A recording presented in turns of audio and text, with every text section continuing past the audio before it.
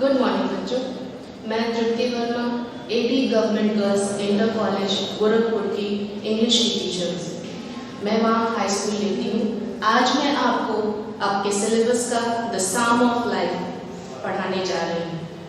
बच्चों, पोएम पढ़ने के पहले आइए हम लोग पोएट्री के पर्पस को जानते हैं।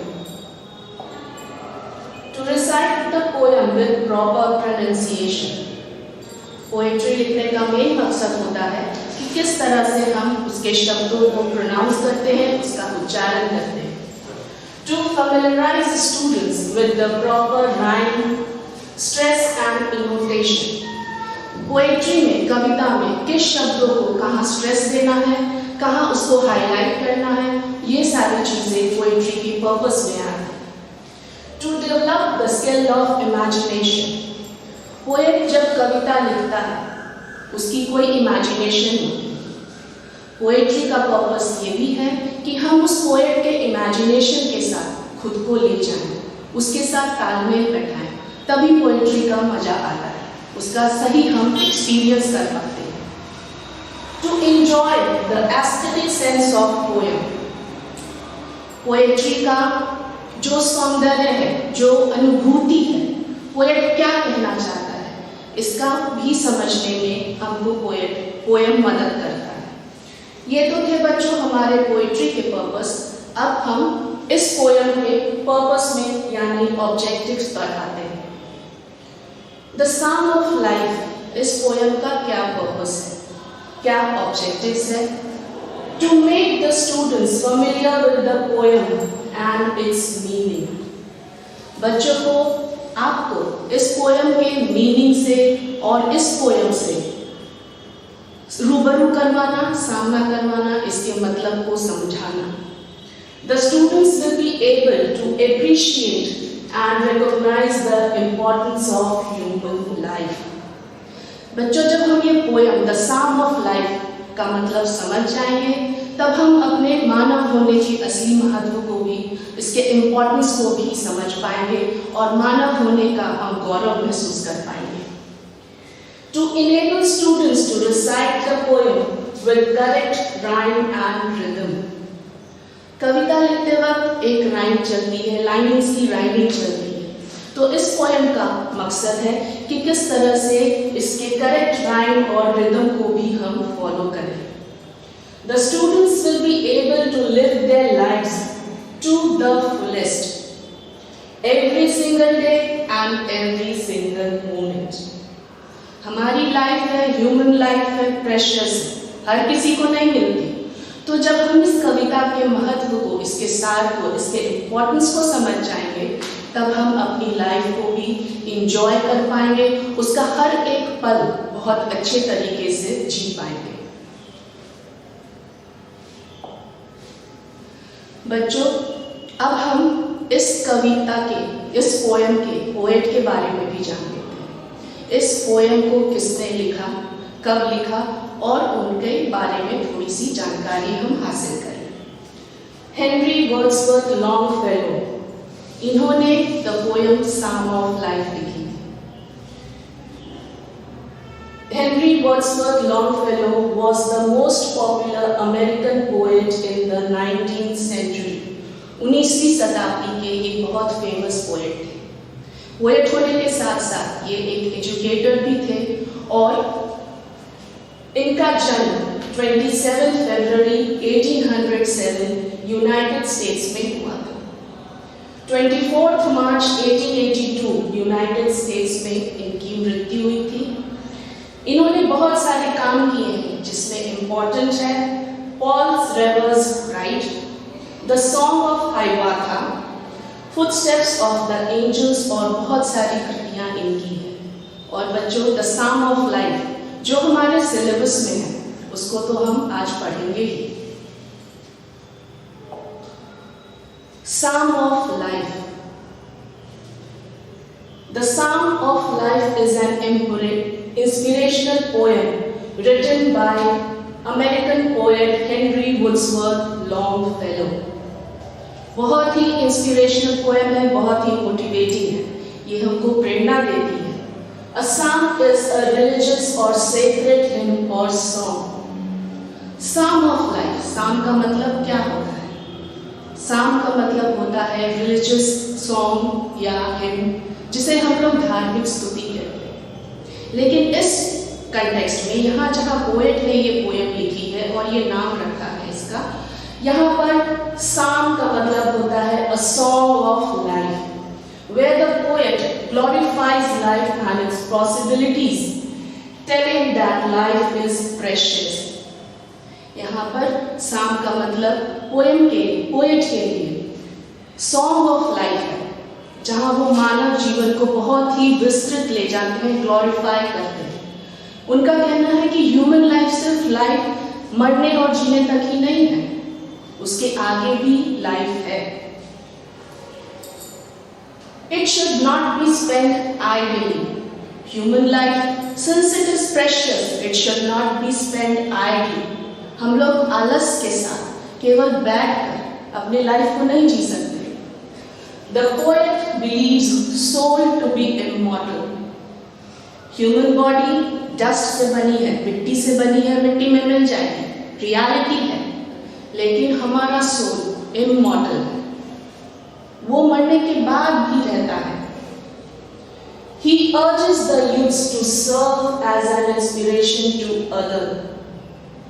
Poet युवाओं को, young men को ये चाहते हैं कि वो लोगों के लिए as an inspiration सामने आए, ताकि लोग उनको देखकर कुछ सीखे, कुछ सबक लें और अपनी लाइफ खुशहाली के साथ जिए।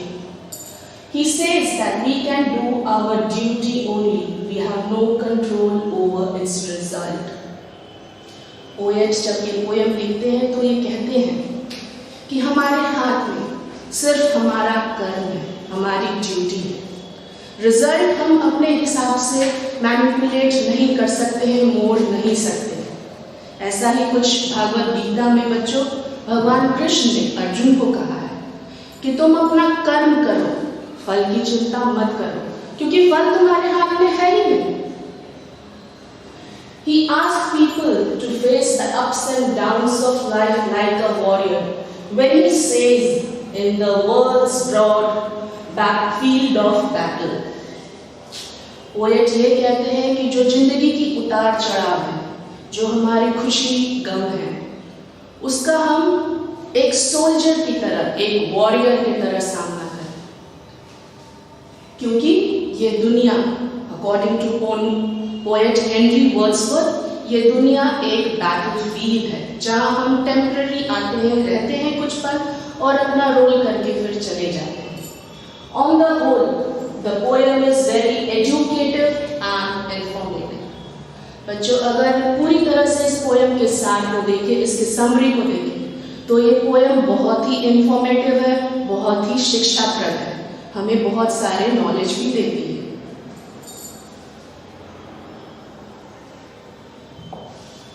तो आइए बच्चों, अब हम पोएम की ओर चलते हैं। The Psalm of Life, a Song of Life by poet Henry Wordsworth Longfellow.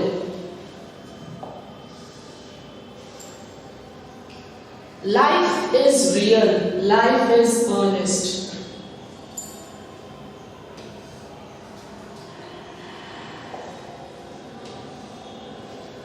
And the grave is not its goal.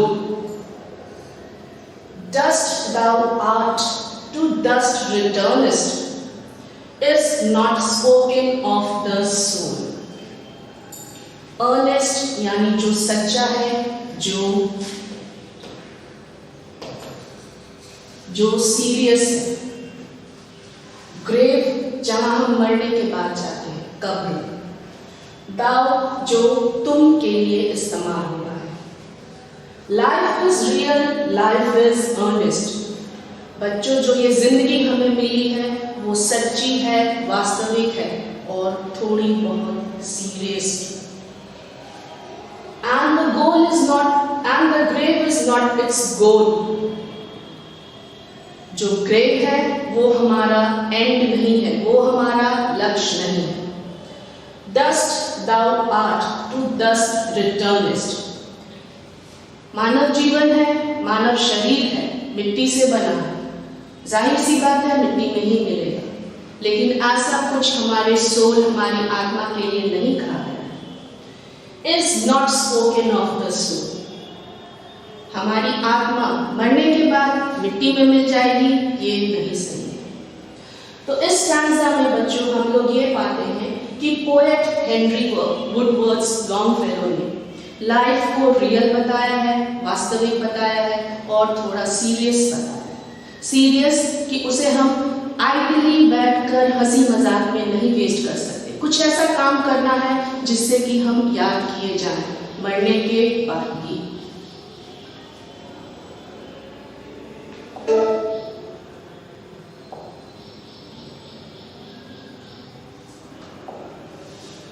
Not enjoyment and not sorrow is our destined end or way, but to act that each tomorrow finds us farther than today.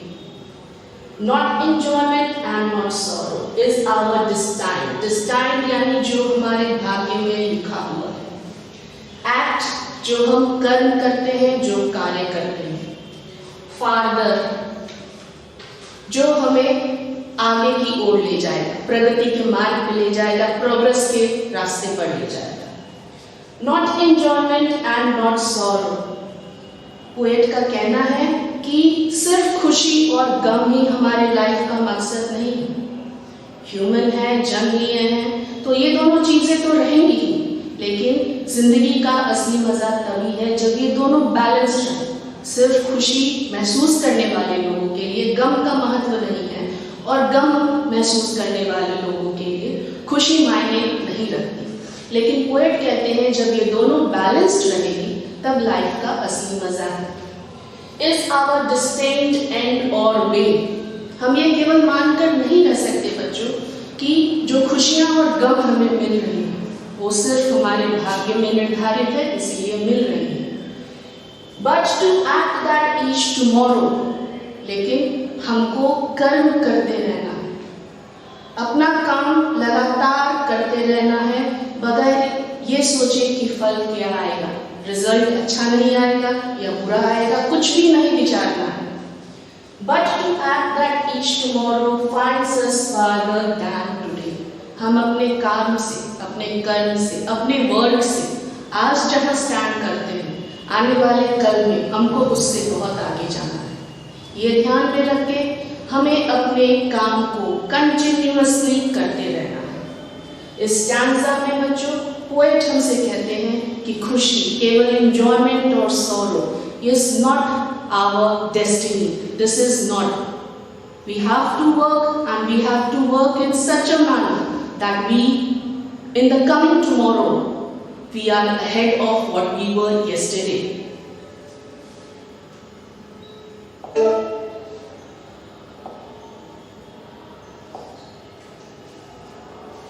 In the world's broad field of battle, in the void of life, be not like dumb-driven cattle, be a hero in the strife. Broad बच्चों विस्तृत, जिसका बहुत broad scope हो। विवॉइड यानी जो temporary camp होता है, अस्थायी पड़ाव। कैटल जानवर, भेड़ बकरियां। स्ट्राइफ जो संघर्ष, जो स्ट्रगल हम करते हैं। In the world's broad field of battle, poet Longfellow ने इस स्टैंजा में वो दुनिया को, वर्ल्ड को एक ब्रॉड बैटलफील्ड में से कंपेयर किया है। उनके लिए ये दुनिया एक बैटलफील्ड है, युद्ध क्षेत्र है। इन द विवॉइड ऑफ लाइफ, जहाँ हम परमानेंटली नहीं रहते, हमेशा के लिए नहीं आते, टेम्पररी फेज है हमारा वहाँ, फिर वहाँ से हमें आगे जाना है। तो पोएट के अकॉर्डिंगली ये जो बैटलफील्ड है वहाँ हम टेम्पररी रहने आते हैं। Be not like dumb-driven cattle. तो जब हम यहाँ टेम्पररी आते हैं तो उन कैटल्स की तरह, उन जानवर की तरह हमको नहीं रहना।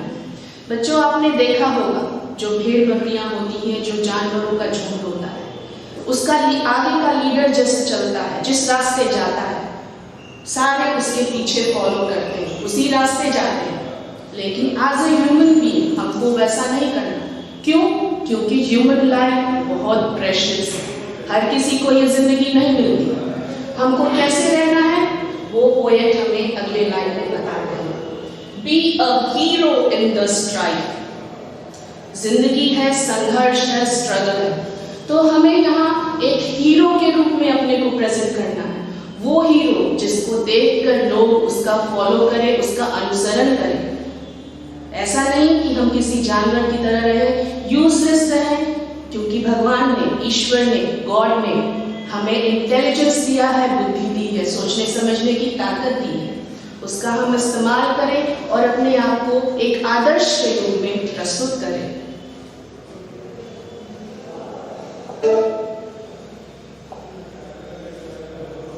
Let us then be up and doing with a heart for any fate. Still achieving, still pursuing.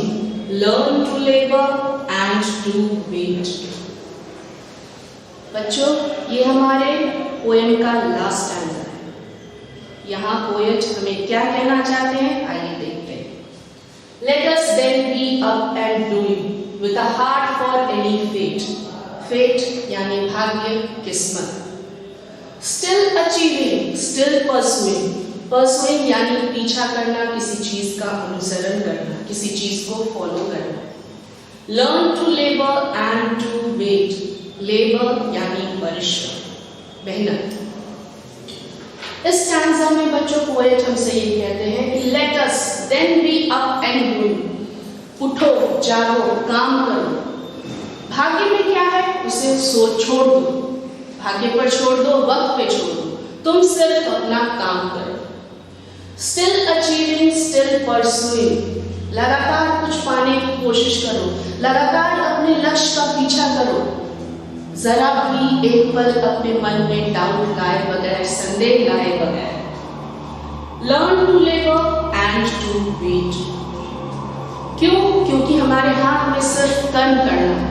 हम सिर्फ अपना लेबर कर सकते हैं, मेहनत कर सकते हैं। रिजल्ट को अपने मन मुताबिक हम मोड़ नहीं सकते।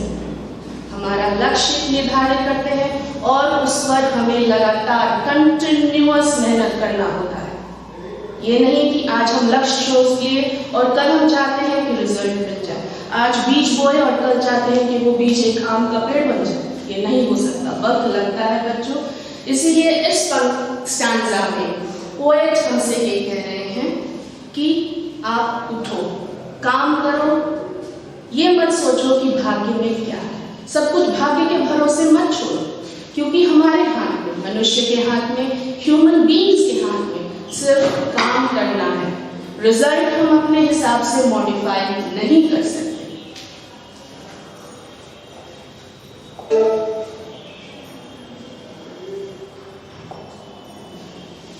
द सम ऑफ लाइफ में बच्चों अभी तक हम लोगों ने पोएम का मतलब समझा। आइए अब जल्दी से इसको रिकैप कर लेते हैं और हम देखते हैं कि पोएम हमसे क्या कहना चाह रहा है। What is not the goal of life? What is not the goal of life? Poet पूछ रहे हैं कि ह्यूमन का गोल, लक्ष्य क्या नहीं होना चाहिए। Grave is not the goal of life. Human है, जन्म लिए हैं, मरना तो है ही, लेकिन गोल हमारा वो ग्रेव नहीं है। Grave is not the goal of life. What advice does the poet give the young men? Poet नौजवानों को क्या सजेशन, क्या सलाह, क्या एडवाइस दे रहे हैं? The poet advises the young man to work each day to reach the goal. Poet ये suggestion दे रहे हैं, ये एडवाइस दे रहे हैं कि तुम हर एक दिन काम करो, हर एक पल काम करो, जिससे तुम अपने लक्ष्य को पा सको। What has the world been compared to? Poet ने इस दुनिया को किससे कंपैरिजन की है? It has been compared to battlefield. Longfellow ने इस पोएम में दुनिया को एक बैटलफील्ड से कंपेयर किया, युद्ध भूमि से। How must we act in this world? Poet कैसे चाहते हैं कि हम एज अ ह्यूमन बीइंग इस दुनिया में अपना काम करें, एक्ट करें। We must act like a soldier. Poet ये चाहते हैं कि हम इस दुनिया में एक सोल्जर की तरह, एक योद्धा की तरह काम करें। What lesson does the last stanza give? It teaches us to work and wait for the result. इस पोएम की जो आखिरी स्टैंजा है वो हमें क्या मैसेज देती है? Learn to labor and to wait.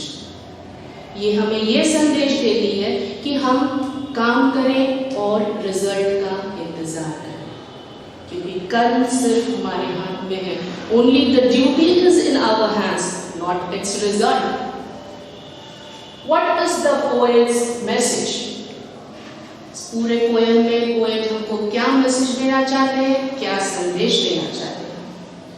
The poet's message is to live each and every moment of life fullest.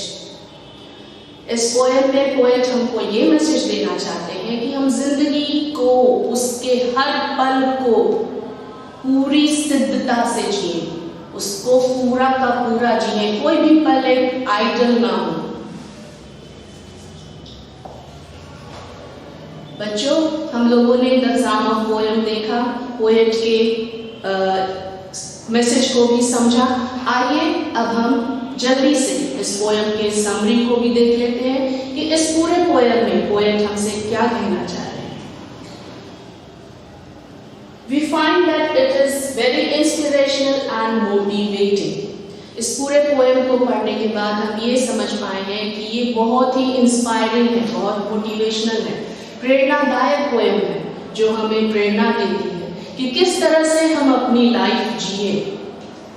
जन्म और मृत्यु, इसके बंधन से मुक्त होकर किस तरह से हम अपनी लाइफ जिए। कैसे जीनी है? हमको जीनी है एज अ हीरो, दूसरे के लिए प्रेरणा के रूप में हमको ये लाइफ जीनी है। Every line of the poem conveys the message very clearly that life is priceless. जो मानव जीवन है वो मूल्यवान है, वैल्यूएबल है, तो हमें क्यों इसको बेकार आइडलनेस में वेस्ट करें? क्यों इसे ऐसे ही बेकार जाने दें? क्यों ना कुछ ऐसा काम करें जो हमारे आगे आने वाले जनरेशंस के लिए फायदेमंद हो? We should not spend it sitting idly. Rather, we have to try to gain maximum out of this short life. Poet ने इस वर्ल्ड को बैटलफील्ड से कंपेयर किया है, और हमारी लाइफ जो है यहाँ वो टेम्पररी फेज में, परमानेंट नहीं है।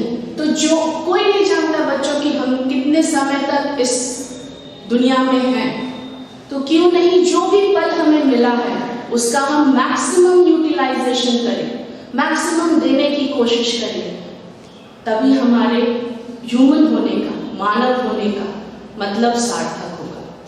तो बच्चों, ये पोएम थी द साम ऑफ लाइफ, जिसके पोएट थे हेनरी वुड्सवर्थ लॉन्गफेलो।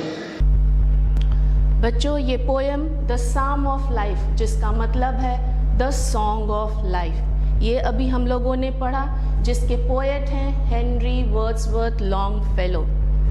इस पोएम में पोएट ने इस दुनिया को एक वॉर फील्ड से, विवॉइक ऑफ लाइफ, बैटलफील्ड से कंपेयर किया है, जहां हम टेम्पररी रहने आते हैं, परमानेंट नहीं है।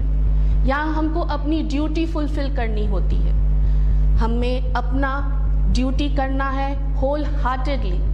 ऐसा ही कुछ भगवान कृष्ण ने गीता में कहा है कि तुम अपना कर्म करो, फल क्या है उसकी चिंता तुम छोड़ दो। क्यों? क्योंकि ड्यूटी सिर्फ तुम्हारे हाथ में। You have only the right to do your duty. The result does not lie in your hands. बच्चों, आशा है आप लोगों को the poem the psalm of life समझ में आ गई होगी। बच्चों, आपको समझ में आ गई होगी और इसी के साथ ये सेशन, ये क्लास हम यहीं ओवर कर रहे हैं। Stay fit, stay safe. Thank you.